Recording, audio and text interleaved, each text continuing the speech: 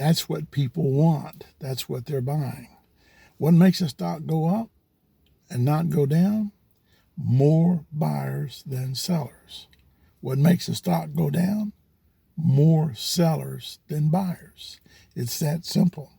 Nothing else makes it go up or go down. It's a lot of other techniques that you use, evaluation systems, and tools that you use in investing stocks. But the real truth is, if they're not buyers, it will go down. If there are more buyers than sellers, it will go up. And the other thing is, you want to already own what they want. So you have to pick what they don't want in anticipation. So that kind of creates a scenario of long-term investment versus buying and selling.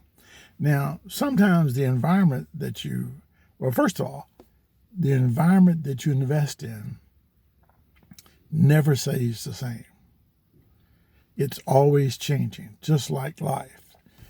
The beauty of life is the more stable it is, the more it changes.